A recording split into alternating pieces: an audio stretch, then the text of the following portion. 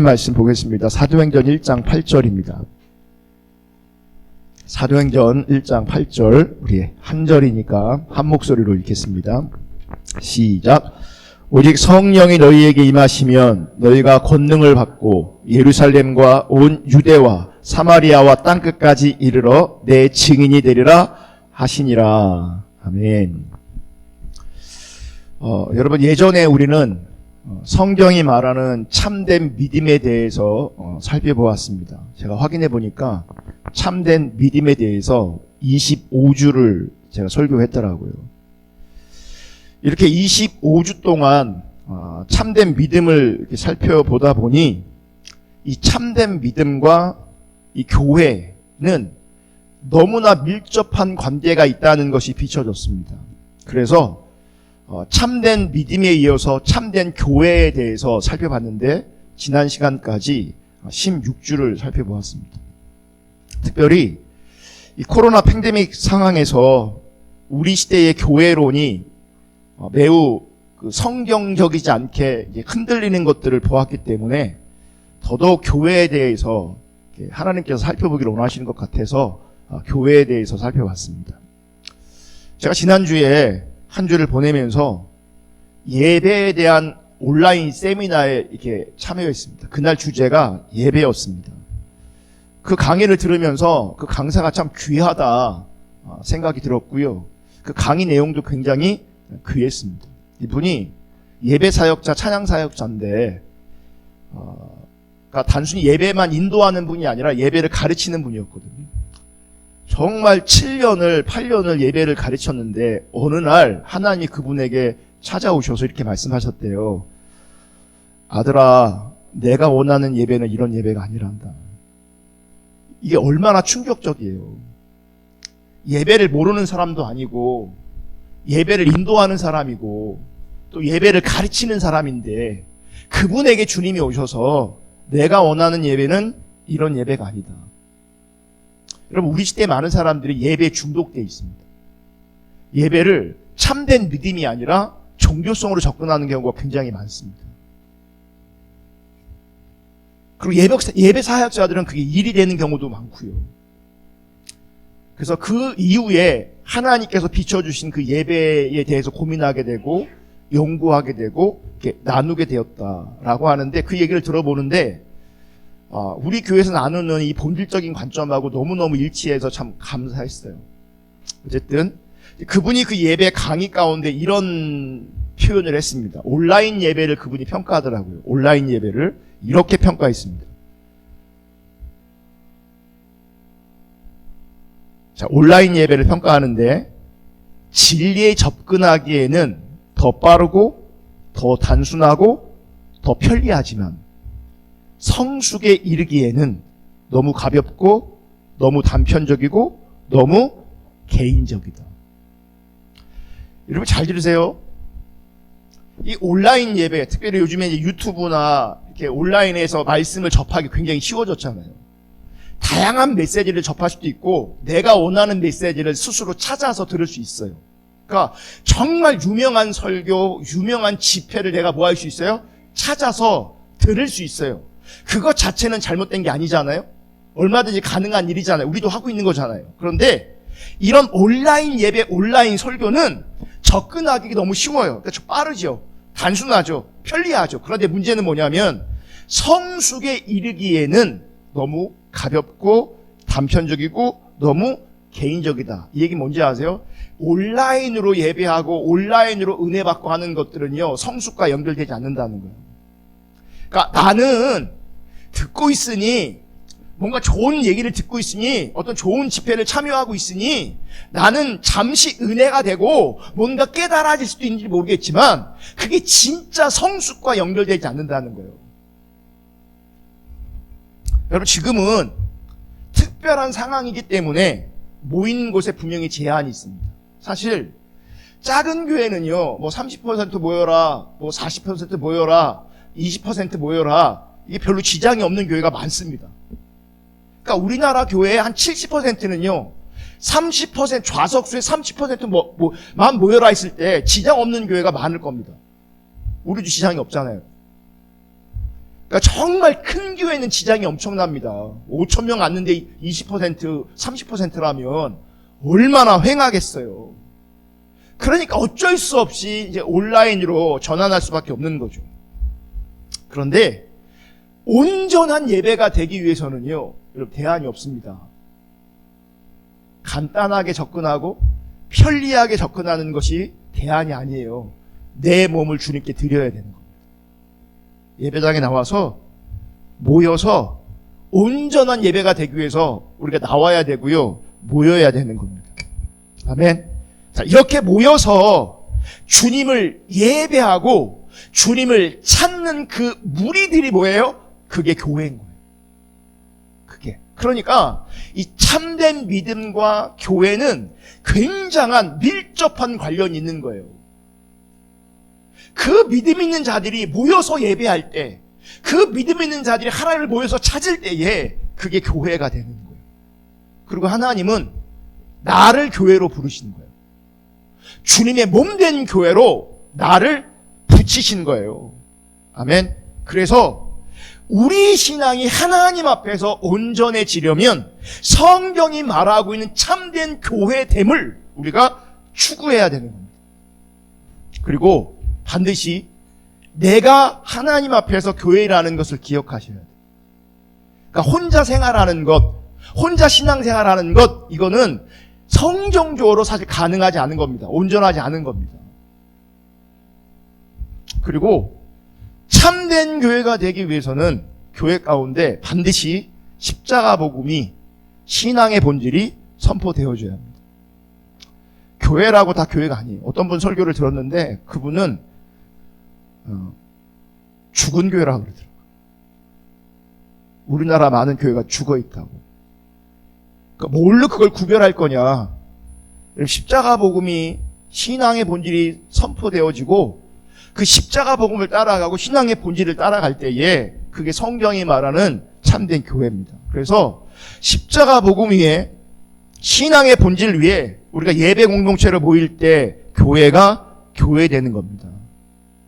그래서 그 예배 공동체를 통해서 신앙의 본질 위에 십자가 복음 위에 세워진 그 예배 공동체가 하나님이 한 걸음 한 걸음 인도하시면 따라가는 거죠. 함께하는 거죠. 그게 교회라는 거예요. 우리 대전 포도나무 교회가 그렇게 아름답게 건강하게 온전하게 세워질 수 있기를 주님의 이름으로 축복합니다. 그런데 이렇게 참된 믿음과 참된 교회를 살펴보다 보니 여러분, 참된 믿음 되게 하는 것, 참된 교회 되게 하는 것, 그건 성령님이 하시는 거죠. 성령님이 하시는 겁니다. 그래서 오늘부터 이제 몇 주를 정해놓고 제가 설교하는 건 아니지만 오늘부터는 이 성령님에 대해서 살펴보려고 합니다. 그래서 여러분, 끊임없이 내 안에 참된 믿음, 교회 공동체, 성령님께서 이 참된 믿음으로 또 하나님께서 원하시는 건강한 온전한 교회로 우리를 빚어가시고 세워가실 수 있도록 그 성령님을 한번 같이 고민하고 또 공부하고 들으면서 성령에 의한 삶을 살아낼 수 있는 그런 은혜가 우리 가운데 부어질 수 있기를 주님의 이름으로 축복합니다. 여러분, 성경이 말하는 참된 믿음은 행함의 문제가 아니에요. 성경이 말하는 참된 믿음은 이론의 문제도 아니에요. 성경이 말하는 참된 믿음은 어떤 체험의 문제도 아니에요. 이 성경이 말하는 참된 믿음은 어떤 감정과 분위기 문제도 아니에요. 여러분, 성경이 말하는 참된 신앙은 기준의 문제이고요, 분별의 문제이고요, 상태의 문제입니다. 그렇다고 해서 우리가 행함의 문제를 무시하거나 이론의 문제를 가볍게 여기거나 체험이나 감정, 분위기 이런 것들을 그냥 무시하는 게 아니에요. 근데 분명한 것은요, 이런 것들, 행함이나 이론이나 어떤 체험이나 감정이나 분위기 이런 것들은 분명한 것은요, 이게 본질이 아니라는 거예요. 이게 본질이 아니에요. 본질적인 문제는 기준의 문제고요, 분별의 문제고요, 상태의 문제예요. 여러분, 이게 무슨 말인지를 알 수 있기를 주님의 이름으로 정말 축복합니다. 지난주 금요일 날 설교를 준비하는데 한 주 기도하는데 이 상태 부분에서 하나님께서 비춰주신 게 있어요. 금요일날 그래서 제가 기도인도 할 때 언급했어요. 그때 그 금요일날 기도인도 하면서 이게 비춰진 거예요. 그러니까 우리 상태가 스펀지 같은 상태예요. 뭐냐면 스펀지가 물기를 잘 빨아들이잖아요. 금방 물로 채워지거든요. 흠박 젖어요, 스펀지가. 그러니까 우리는 어떤 집회에, 어떤 설교에, 어떤 예배에 내가 은혜를 받는다라고 내가 뭐 할 수 있어요? 느낄 수가 있어요. 왜냐면 물이 흠뻑 젖어 있기 때문에. 그런데 이 스펀지는요, 금방 짜면요, 그 물이 어떻게 돼요? 금방 다 사라져버려요. 저는 우리 시대의 영적 상태, 많은 사람들의 영적 상태가 이 스펀지 같아요. 중요한 건 그래서 뭔가 은혜가 임했다가 중요한 게 아니에요. 내 상태가 어떠하냐가 중요한 거고요. 내가 하나님의 뜻을 분별하고 있느냐가 중요한 거고요. 하나님의 기준을 따라가고 있느냐, 이런 게 중요한 거예요. 행함이 아니에요. 이론이 아니에요. 감정이 아니에요. 분위기가 아니에요. 체험이 아니에요. 기준, 분별, 상태, 이게 훨씬 더 본질적인 거예요. 아멘. 여러분, 오늘날 현대교회가 보여주고 있는 여러 가지 신앙의 양상들을 보면 성경적이지 않은 상태, 성경적이지 않은 부분들이 굉장히 많습니다. 어떤 분은 이렇게 얘기하더라고요. 성경적이라고 말할 수 있는 부분을 찾아보기 힘들 지경이다. 심각한 거죠. 어느 신학자가 글을 썼는데 제가 잠깐 읽어드릴게요.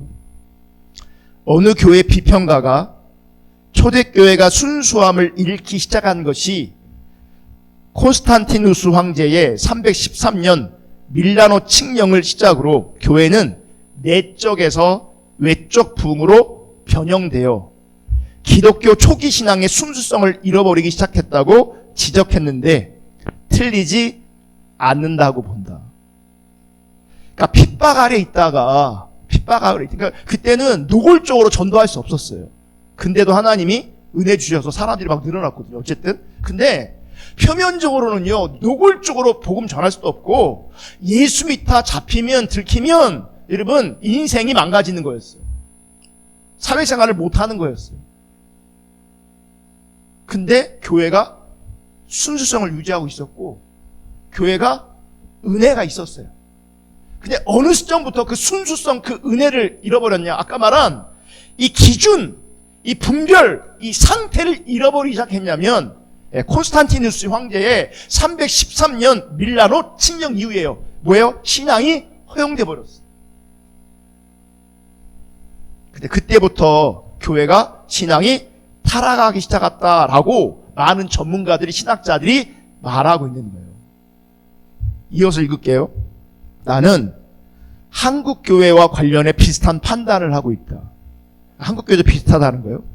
한국 교회는 1973년 빌리그레함 전도대회를 시작으로 한국 교회는 외적 부흥에만 지나치게 치우침으로써 교회의 순수성을 잃어버리기 시작했다. 이때부터 여의도의 오순절 운동과 기복 사상이 맞물려 한국 교회는 대부분 신앙의 정체성을 잃어버리고 현재에 이르게 되었다고 본다. 여러분, 오늘날 교회의 타락, 오늘날 이 신앙의 타락은요, 사실 어제 오늘 일이 아니고요, 사실은 굉장히 오래 전부터 진행되어 오던 거예요. 여러분, 우리가 한국교회 부흥의 시기에 우리가 있었어요. 그래서 그 부흥의 시기에 맞물려서 우리도 예수 믿게 되었고 우리도 신앙생활 할 수 있는 은혜가 우리 가운데 임했던 것도 사실은 분명한 겁니다. 그럼에도 불구하고 우리 시대의 신앙이 많이 왜곡된 것도 사실이라는 것을 기억하셔야 돼요. 근데 보세요. 전문가들이, 신학자들이 우리 시대를 보면 어떤 시대부터 교회의 순성을, 교회의 정체성을 지금 잃어버리고 있다라고 말하고 있는데 그 안에 우리가 지금 살아가고 있는데 같이 존재하고 있는데 우리 눈에는 그 신앙의 순성을 잃어버리고 신앙이 왜곡된 게 우리 가운데 보이냐고요. 안 보여요. 왜 그런지 아십니까? 신앙의 본질은 아까 중요한 거는 기준, 분별, 상태라 그랬잖아요. 그 기준과 분별과 상태를 따라가지 않으니까 여전히 분위기, 감정, 행함, 이론, 체험 이런 것들을 따라가고 있다 보니까 여러분 우리가 얼마나 타락해 있는지, 우리가 얼마나 순수성을 잃어버리고 있는지 몰라요.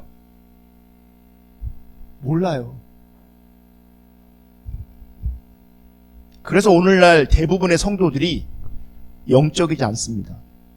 육적입니다. 교회 나오는데 육적입니다. 신앙생활 하고 있는데 육적입니다. 여러분 성경에서 바울이 육체를 얘기하고 영적인 삶을 얘기하잖아요. 그 육체를 말할 때 그 육체를 염두에 둘 때 그 육체의 대상이 누구냐면 예수 안 믿는 사람이 아니에요. 다 교회 다니는 사람들이에요. 교회 안 다니는 사람들을 대상으로 육체다, 육체의 소욕을 쫓지 말라 이렇게 말하고 있는 게 아니라 교회 다니는 사람들을 향해서, 신앙생활 하고 있는 사람들을 향해서, 예수를 주라고 고백하는 사람들을 향해서 육체의 소욕을 쫓지 말라, 육체의 일을 행하지 말라 이렇게 말하고 있다고요. 근데 실제 그 육체의 소욕을 따라가는 사람들은, 육체의 일을 추구하는 사람들은 자기가 얼마나 순수성을 잃어버리고 참된 믿음을 잃어버렸는지 모른다니까요. 자기를 육적으로 인식하지 않는다니까요. 그런 개념조차도 없다니까요. 그냥 어떤 개념이 있냐면 나는 신앙생활을 하고 있어, 이런 개념이 있을 뿐이에요. 그래서 얼마나 우리 시대에 교회에 다니는 사람들이 육적인지 모릅니다. 영적으로 포장되어 있는지 몰라도요, 까보면 육적입니다. 다 자기중심적입니다. 여러분, 이렇게 교회가 변질되고 타락한 이유가 여러 가지가 있겠지만, 교회가 신앙이 타락하게끔 아주 강력한 영향력을 준 것 중에 하나가 뭐냐면 성령에 대한 잘못된 이해입니다. 그러니까 우리는요, 우리 한국교회가 참 힘든 것 중에 하나가 뭐냐면 말씀도 몰라, 성령도 왜곡돼 있어. 그러니까 어떻게 온전해지냐고요. 그러니 말씀도 아니고 성령도 아니고요, 자기 감정을 따라, 육체의 속을 따라 종교심을 가지고 신앙생활하는 거예요.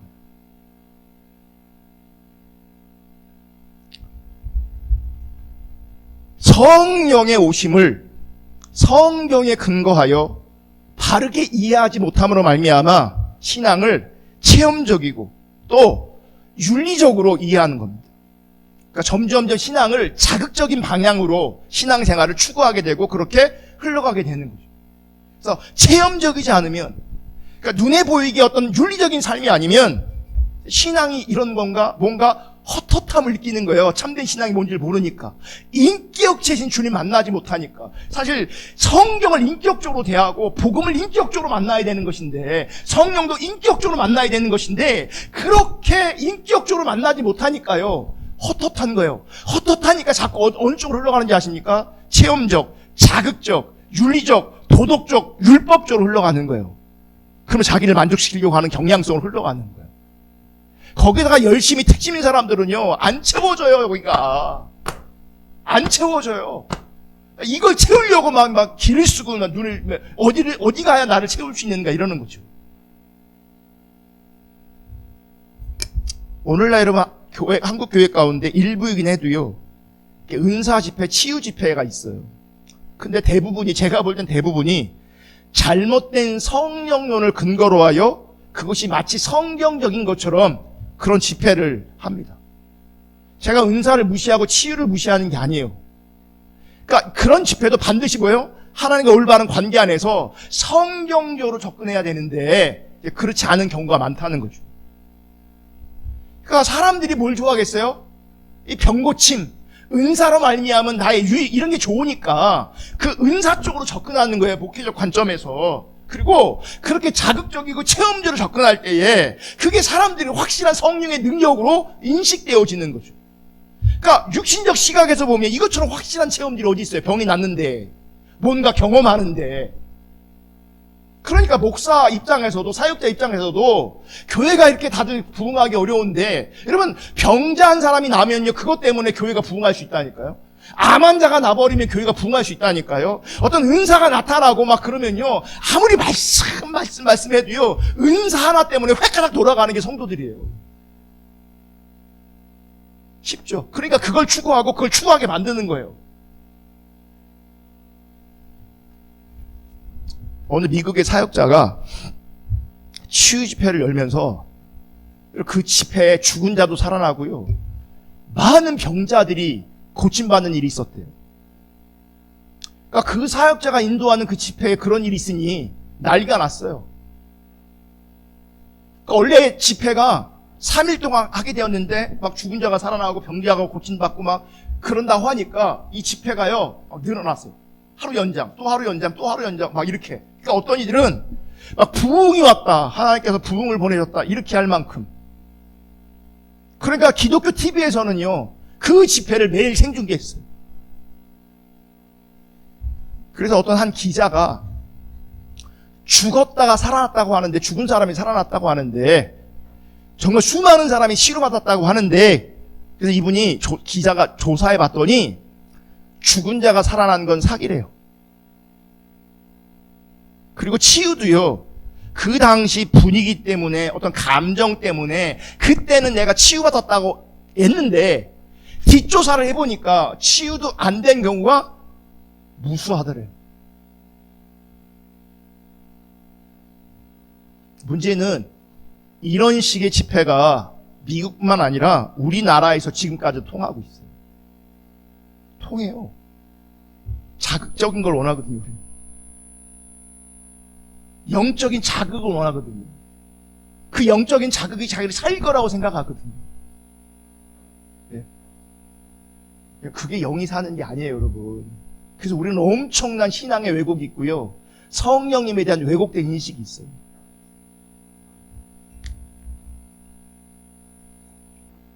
성령 많이 이렇게 운운하는 분들, 영적이다 뭐 이런 분들 집회의 특징을 보면요, 선포 되게 많이 합니다.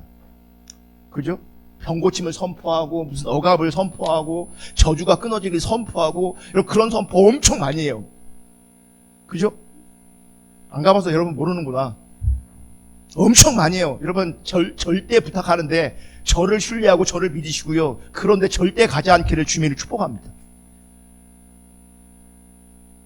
근데 보세요, 이게 코로나 시국을 지나면서요 얼마나 공허한지가 다 드러났어요. 그러니까 이게 다들 이렇게 코로나가 길지 몰랐거든요. 그러니까 초창기에는요 그분들이 얼마나 선포했겠어요. 코로나는 떠나갈지어다, 물러갈지어다, 하나님이 이게 언제는 얼마나 이렇게 선포도 엄청 하고 아멘도 엄청 했을 거예요. 그래 안 그래요? 예, 근데 이렇게 길게 가잖아요. 또 성령 집회, 치유 집회 한다고 코로나 다 걸리고 지금. 그러니까 얼마나 우리 시대에 이 치유나 영성 하는 데가 얼마나 말씀적이지 않은지를 지금 하나님께 다 드러내신 거예요. 지금.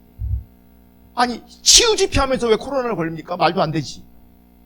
걸렸어도 금방 치료돼야 되지. 선포하면서 코로나는 떠날지어다, 그러면 돼야 되잖아요. 여러분 성경을 보시면요, 이 치유나 이런 은사나 이런 건요 하나님 나라가 임했음을 눈으로 보여주는 거거든요. 그러니까 예수님이 다닐 때 병 고치는 거 보면 다 눈에 보이는 거였어요. 그래 안 그래요? 위장이 아픈 거 나는 거 이런 거 성경에 써 있지도 않아요. 안 보이는 거잖아요. 그런 거 다 눈이 떠지고 안진뱅이가 일어나고 이런 거잖아요.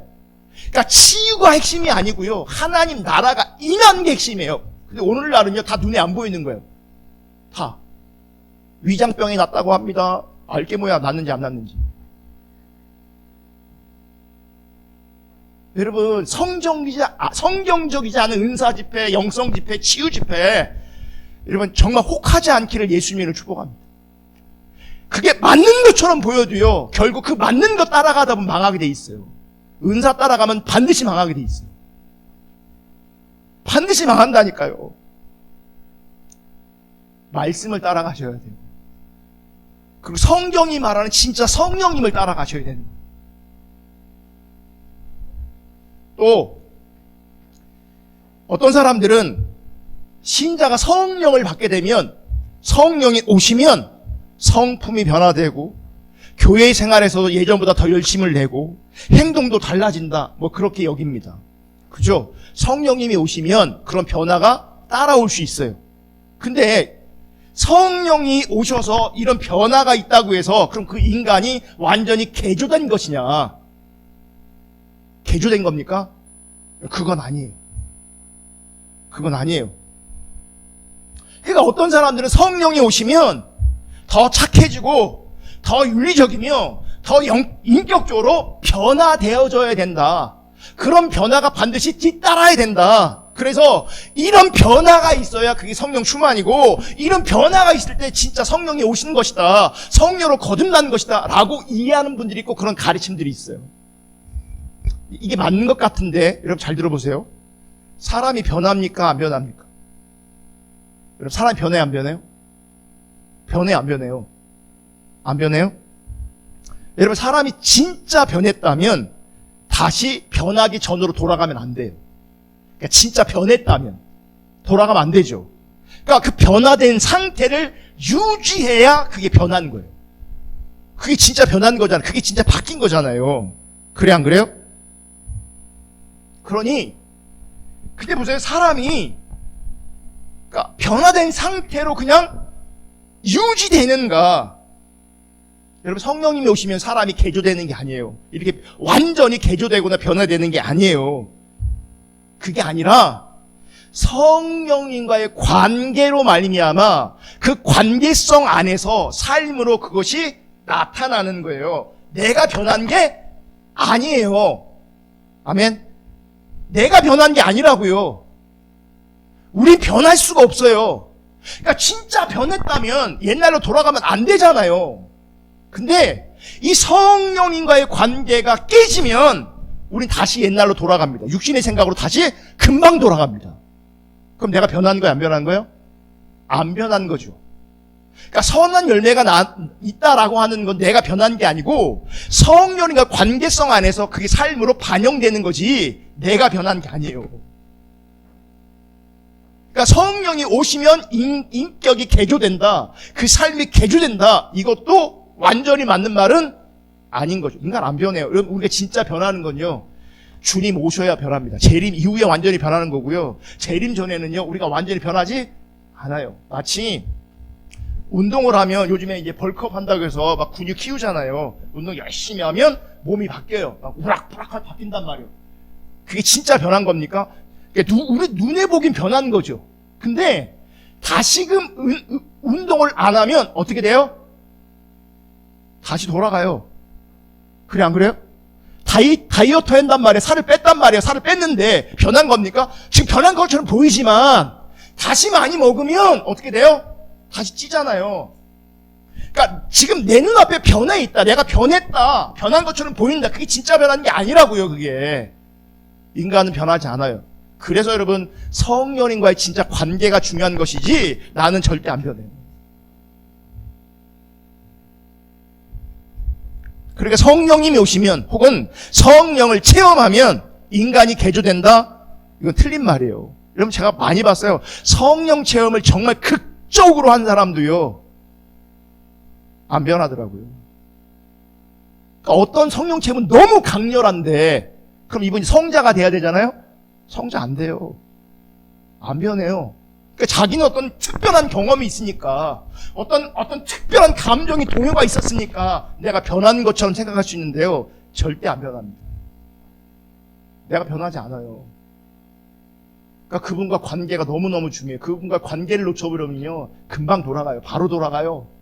우린 영적이지 않아요. 그래서 성령 체험이 극적이어도요 우린 죄와 여전히 싸워야 되는 존재예요.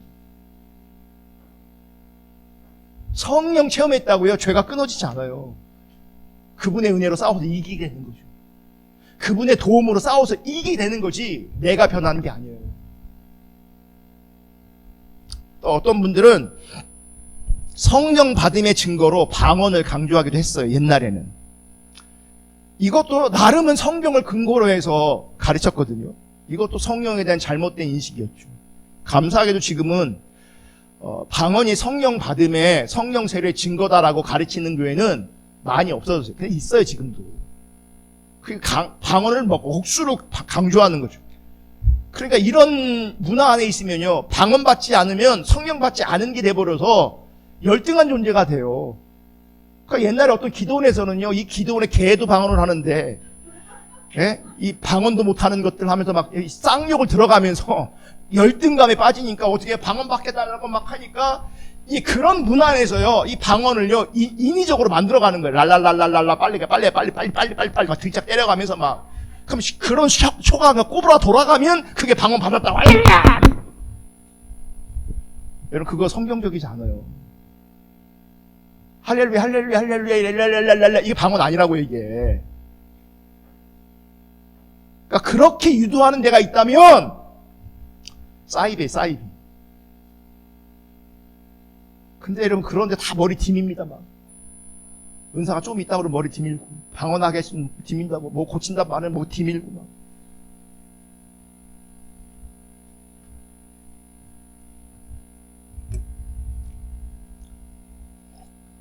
다음 주에 방언에 대해서 조금 얘기할 것 같은데, 여러분, 진짜 방언은요, 내가 주님을 너무 열망하고 너무 갈급해서 처절한 부르짖음이 있을 때 하나님께 내 입술을 주장하셔요. 아멘. 그러니까 훈련해서 방언 받는 게 아니에요, 그게.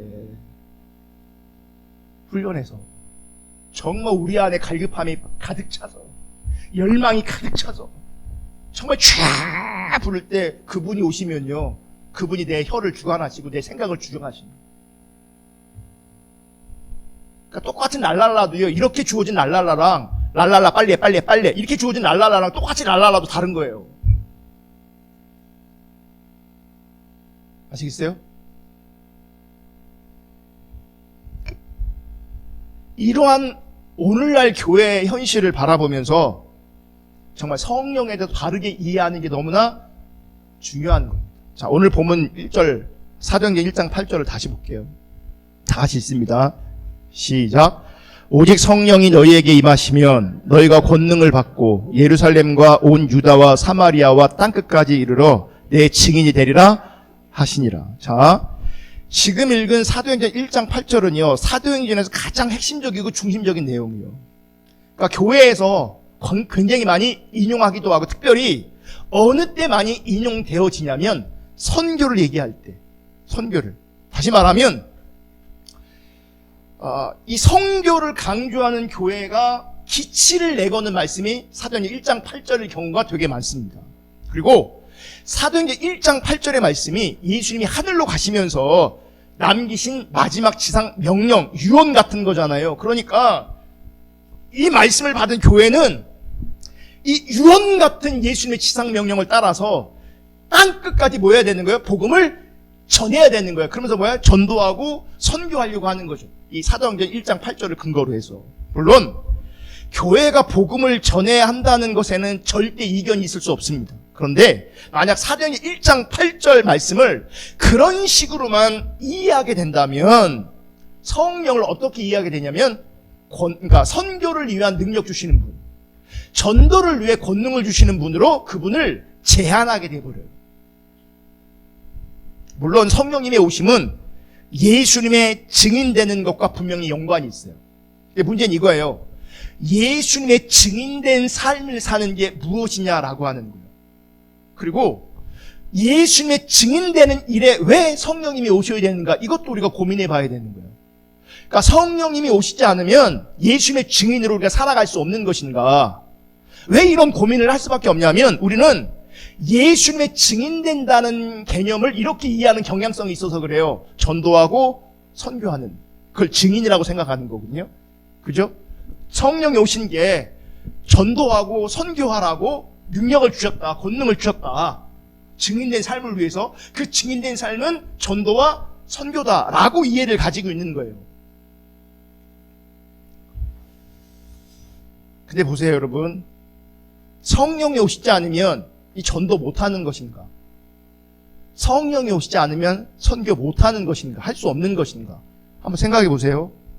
성령을 받지 못했다고 해서 누군가에게 예수 믿으라, 우리 함께 교회에 가자 말할 수 없는 것이 아니죠. 다시 말하면 성령이 없이도 전도의 행위가 가능해요, 안 가능해요? 가능한 거잖아요. 그러니까 성령이 없어도 그러니까 선교 행위가 가능해, 안 가능해요? 가능한 거죠. 그러니까 성령을 받지 못했다고 해서 우리가 흔히 알고 있는 그 전도라는 행위가 불가능한 것이 아니라는 거예요. 보세요. 우리가 생각하는 그 전도의 개념은 수파에서도 하고 있고요. 이단들도 하고 있어요. 그래, 안 그래요? 그럼 수파에서 하고 있는 그 행위는 성령이 없어도 가능하잖아요. 이단들이 전도할 때 성령이 없어도 가능한 거잖아요. 그럼 우리가 하는 어떤 전도도 성령이 없어도 얼마든지 뭐 할 수 있어요? 가능할 수 있는 거잖아요. 그리고 가능하고 있어요, 지금. 그러니까 이러한 의미의 전도와 선교는요, 인간의 의지만으로도 얼마든지 가능해요. 그러니까 인간의 의지로도 가능하다면 굳이 성령님이 안 오셔도 되는 거죠. 성령님의 오심이 불필요한 거죠. 그래, 안 그래요? 안 오셔도 되는 거잖아요. 그러니까 오늘날은요, 많은 교회에서 뭐 하냐면, 그러니까 이 의지를 자꾸 북돋으려고 하는 거예요. 전도하라고. 이게 지상 명령이니까 전도해야 된다고. 그러니까 들으니까 뭐예요? 성령과 상관없이 뭐 할 수 있어요? 전도할 수 있어요. 전도라는 행위를 할 수 있다고요.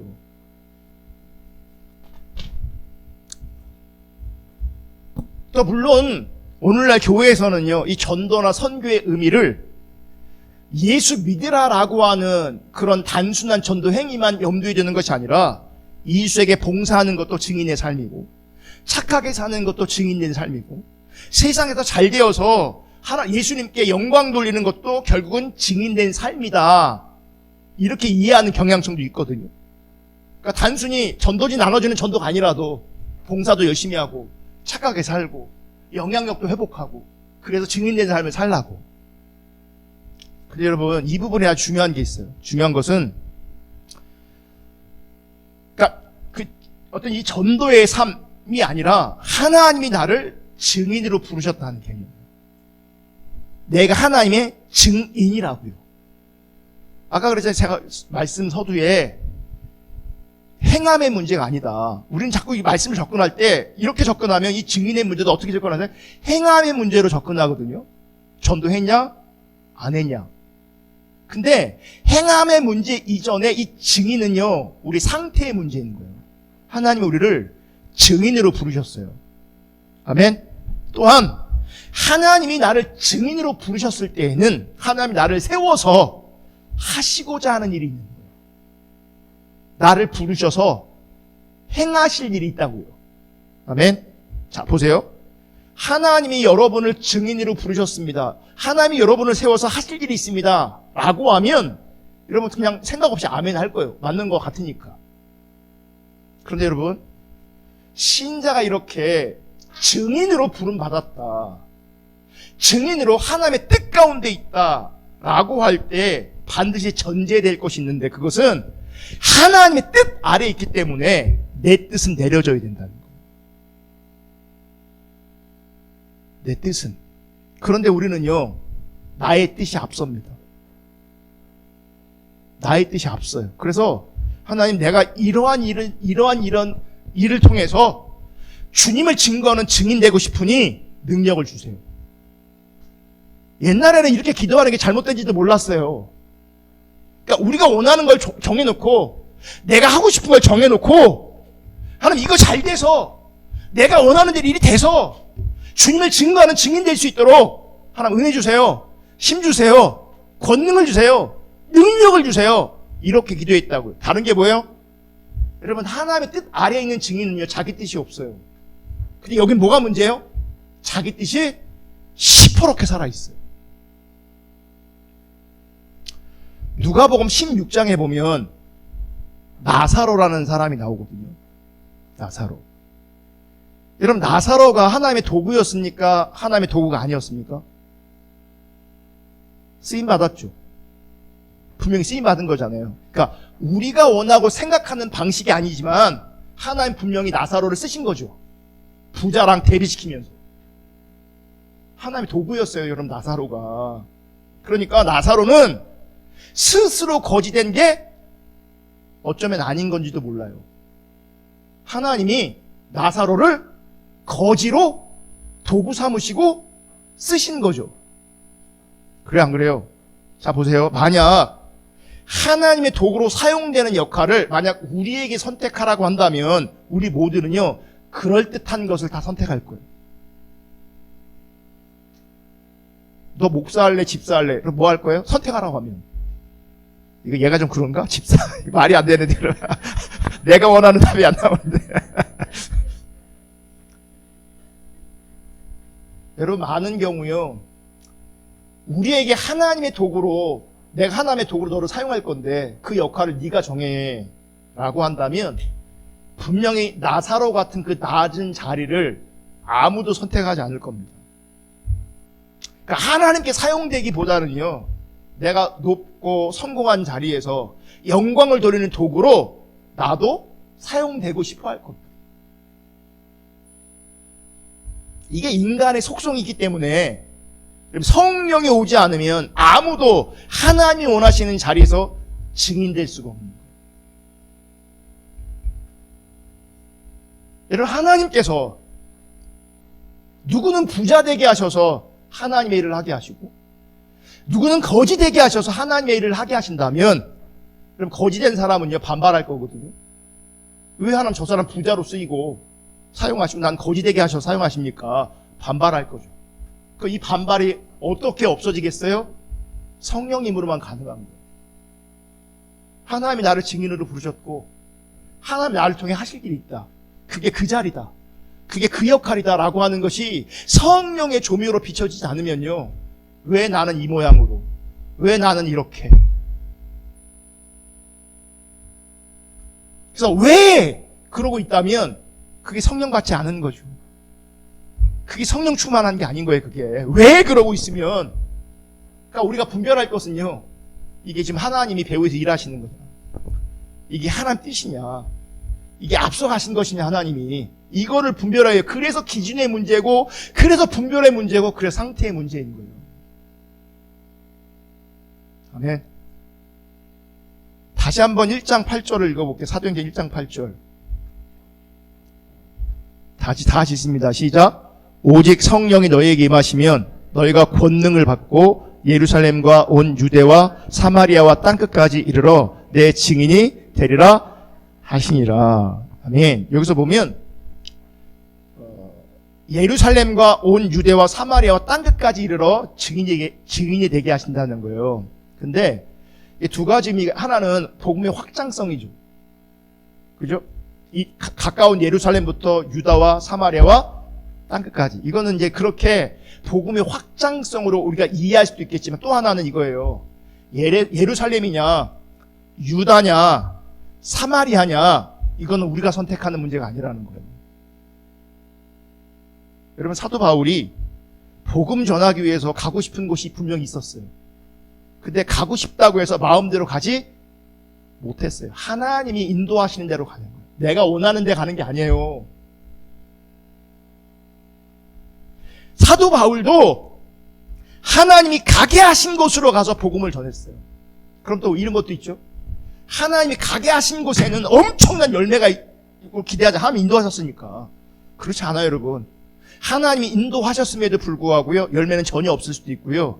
바울 같은 경우는요, 사역하다가 감옥 갔어요. 하나님 인도하셨는데 감옥 갔잖아요. 그럼 바울이 믿음이 없은 건가요? 인도하심을 다르게 받은 건가요? 아니잖아요. 바울은 처음부터 끝까지 성령님의 인도하심을 받은 거예요. 예루살렘이냐, 유다냐, 사마리아냐, 이건 내가 선택하는 게 아니라 하나님이 이끄시는 대로, 주님이 인도하시는 대로 가는 거예요.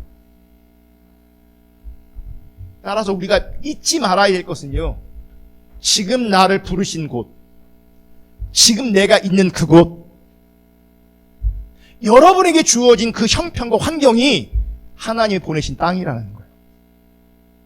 우리 교회 하나님이 여러분 보내신 거예요. 아멘. 여기로 인도하신 거라고. 여기로 보내신 거라고. 제가 지난주에 기도 이렇게 하다가 주일날 설교하고 기도 인도할 때 느닷없이 이런 표현을 했거든요. 보세요. 저도 남편인데 옆집에 남편이 있어. 우리 아내가 옆집 남편을 보면서 되게 근사해 보여. 되게 멋있어 보여. 그런다고 해서 우리 아내의 마음을 이 남자한테 주면 그건 죄잖아요. 그건 간음인 거잖아요. 이 사람이 잘못한 게 아니잖아요. 이 사람 문제가 없을 수도 있어요. 그잖아요? 그러니까 우리는 자꾸 나를 부르신 그 자리, 나에게 인도하신 그것을 그러니까 불만족스럽고 만족하지 못하는 경향성이 있어요. 더 좋은 교회가 있겠죠. 더 좋아 보이는 교회가 있겠죠. 근데 하나님이 여러분을 인도하신 그 자리가 최선의 자리라고. 우리가 분명히 잊지 말아야 될 것은 하나님이 여러분을 보내신 그곳, 여러분에게 허락하신 형편과 환경이 하나님이 보내신 땅이라고요. 결국 예수님께서 하시는 말씀은 하나님이 부르신 신자는요, 하나님이 어디로 보내시고 어떤 형편에 있게 하시든 그 땅에서 예수님의 증인이 되게 하시겠다는 겁니다. 이것이 성령을 보내신 예수님의 뜻인 거예요. 근데 만약 성령이 없이 증인이 되어라 라고만 하나님께서 명령하셨다면, 이 말씀만 유언처럼 지상 명령으로 남기셨다면 우리는요, 내가 원하는 곳에서 내가 원하는 사람이 되고 내가 원하는 방식으로 더 나아가서 내 이름을 높이는 방식으로 증인 되려고 할 겁니다. 우리는. 그러니까 우리 아이들한테 물어보면 너는 비전이 뭐냐, 꿈이 뭐냐, 사실 그런 거거든요. 그러니까 하나님과 상관없이 나는 슈바이처 같은 멋진 의사가 돼서 예수님을 증거하겠습니다. 이게 내 목적인 거죠.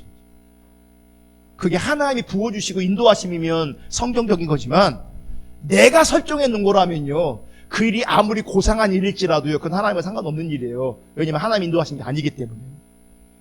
우리는 세상에서 성공하고 높아져서 예수님 증거하고 높이려고 해요. 여러분, 그게 증인된 삶이 아니에요.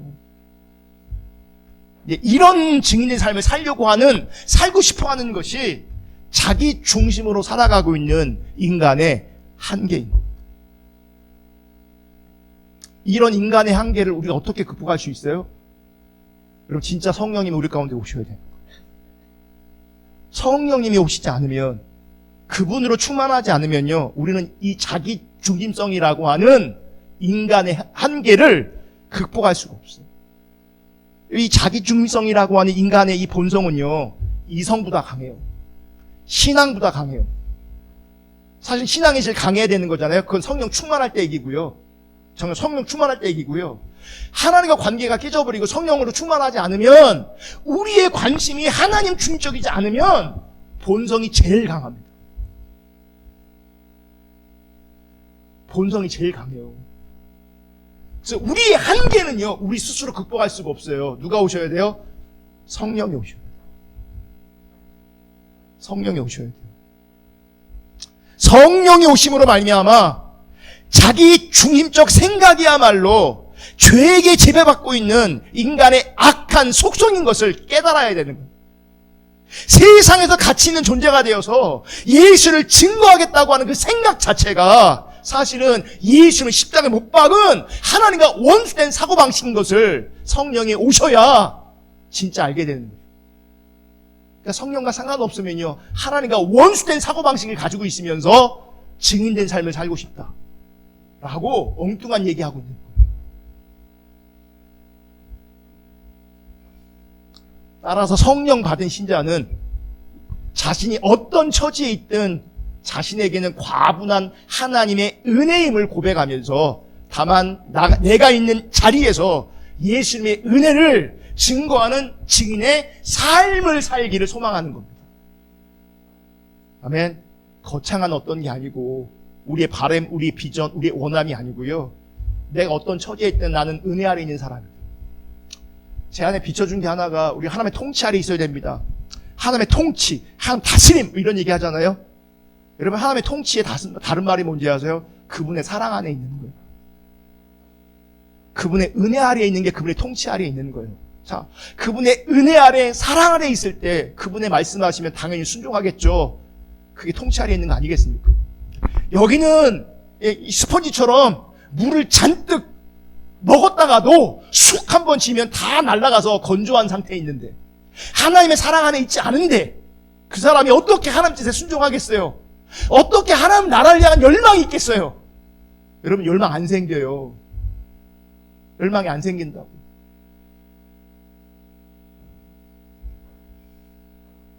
이런 하나님께서 원하시는 참된 증인은 우리 스스로 되어지는 것이 아니라 성령의 오심으로 가능하거든요. 그게 성령의 진짜 능력인 거예요. 그게 성령의 권능인 거예요. 아멘. 여기서 중요한 게 뭐예요? 되리라는 말과 되어라라는 말의 차이예요.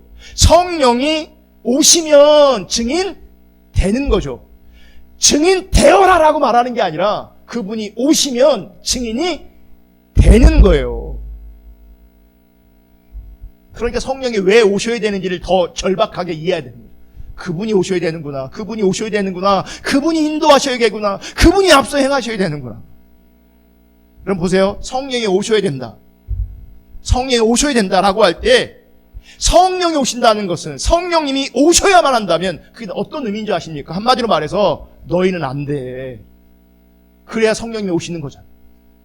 우리가 되는 거라면 성령이 왜 오시겠어요? 성령이 오셔야 되는 거라면 나는 안 되는 거예요. 아멘. 그래서 성령을 받은 신자는 인간은 나는 안 된다는 것을 깨닫고요. 자기를 부인하며 하나님의 뜻을 선택하며 은혜를 구하며 성령님을 신뢰하며 나아가는 겁니다. 여러분, 하나님은 우리에게 성령을 보내신 것은 하나님의 백성을 예수님이 원하시는 그 자리에서 예수님이 원하시는 사람으로 살게 하시면서 예수님을 증거하는 증인되게 하기 위해서 성령을 우리 가운데 보내신 거예요. 아멘. 그렇게 주님을 따라가다 보면 어떤 사람들은 외국에 나가서 선교하기도 하시고 어떤 이런저런 사역도 하게 하시는 거죠. 원칙은 뭐냐면 하나님께서 하나님의 자녀들, 하나님의 백성들을 예수님께서 원하시는 그 자리에서 예수님이 원하시는 사람으로 살게 하시면서 예수님 증거하는 증인되게 하시는 거예요. 여러분이 있는 그 자리에서 여러분 가정으로 부르신 거잖아요. 우리 교회로 부르신 거잖아요. 이 동네에 살게 하신 거잖아요. 여기서 뭐 하는 거예요? 증인된 삶을 사는 거예요. 다시 말씀드리지만 이것은 우리의 의지나 우리의 힘이나 우리의 감정으로는 절대 불가능합니다. 여러분, 자기 중립적 사고를 가진 인간에게서 이 같은 증인의 모습을 기대한다는 것 가능하지 않습니다. 왜요? 우리는 하나님이 원하시는 곳에서 하나님이 원하시는 사람으로 이게 안 돼요. 왜냐하면 우리는 나에게 좀 더 유리한 것을, 내가 보기에 좀 더 좋아 보이는 것을, 나에게 좀 더 유익한 것을 추구하는 존재이기 때문에 그래요. 그래서 성령님이 오셔서 나를 주관하셔야 돼요. 아멘. 그러니까 성령의 권능은요, 단순히 은사, 병 고치고 귀신 쫓아내고 이런 게 아니에요. 이런 게 아니에요. 인간적 시각에서는 불평과 원망이 있을 수밖에 없는 처지에서 주님 바라보게 하는 것, 그게 성령의 능력입니다. 십자가에서 피 흘리시고 죽으시고 우리를 사망에서 건져주신 예수님의 은혜를 그 어떤 처지와 형편 속에서도 그 십자가의 은혜를 감사하고 기뻐하게 하는 것, 그게 성령의 능력이에요. 그게 진짜 성령의 능력이에요. 그리고 그게 증인된 삶이죠. 예수님만 바라보고 있는 것이 증인된 삶이고요. 십자가의 은혜와 사랑만을 기뻐하고 감사하는 것, 그게 증인된 삶이에요. 그 삶의 자리에서 우리가 하나님을 경험하는 삶을 통해서 살펴보는 것처럼, 배우는 것처럼 하나님의 음성을 들으면서 뭐 하는 거예요? 인도하심 가운데 그저 순종하는 거죠. 인도하셨지만, 기도했지만 우리가 원하는 다른 결과물이 주어질 수도 있지만 그 결과물조차도요, 하나님이 허락하신 거면 믿음으로 뭐요? 받아들이는 거. 그리고 주목해서 보는 거죠. 또 하나님이 어떻게 일하시는가? 또 하나님 어떻게 일하실 것인가? 나는 그 자리에서, 그 관계성에서 무엇을 어떻게 순종하며 주님을 따라갈 것인가? 여러분, 그게 증인된 삶이에요. 여러분, 하나님의 나라는요, 말에 있지 않고 능력에 있다고 했어요. 고린도전서 4장 19절 20절 읽어볼게요. 주님께서 허락하시면 내가 속히 여러분에게로 가서 그 교만해진 사람들의 말이 아니라 능력을 알아보겠습니다. 자, 요 능력이라는 거 나오니까 막 장풍 쏘고 뭐 희한한 거 보고 병 고치고 이런 능력이 아닌 거예요. 이런 그게 아니에요. 그래서 20절에 하나님 나라는 말에 있지 아니하고 어디에 있다고요? 능력에 있다. 이 능력이 뭐냐? 이거예요. 사도 바울이 매 맞고 옥에 갇히면서도 기뻐하고 예수를 증거했다면 그게 능력이 있는 거예요. 그게 능력이에요. 아멘. 그러니까 어떤 형편과 처지에서도 주님 놓지 않고 주님의 은혜 놓지 않고 주님의 십자가 놓지 않고 그 은혜와 사랑을 감사하고 찬양하고 그 주님을 높이면서 그 은혜와 사랑을 증거하는 삶, 그게 능력이 함께하는 삶. 이런 건 말에 있는 게 아니라 실제가 되어지는, 이게 그걸 능력이라고 말하는 거예요. 그래서 이런 증인된 삶을 위해서 성령이 오신 거예요. 그러므로 성령 받은 자는 자신의 자리에서 하나님의 부르시기 인도하신 자리에서 예수님으로 인해 항상 기뻐하고 감사하게 됩니다. 이런 성령의 능력이 저와 여러분 가운데 실제이기를 주님의 이름으로 축복합니다. 그리고 성령이 오시면 그분의 은혜를 증거하고 싶어하고 나누고 싶어하고 그 은혜 때문에 예배하고 싶어하고 주님 찾고 싶어하는 거죠. 여러분, 교회 다닌다고 다 성령님 충만한 게 아니에요. 교회에서 주는 세례 받았다고 해서 성령의 사람 된 게 아니에요. 정말 성령의 사람 될 수 있기를, 영의 사람 될 수 있기를 주님의 이름으로 축복합니다. 우리 찬양 하나 하고 기도하고 마치겠습니다.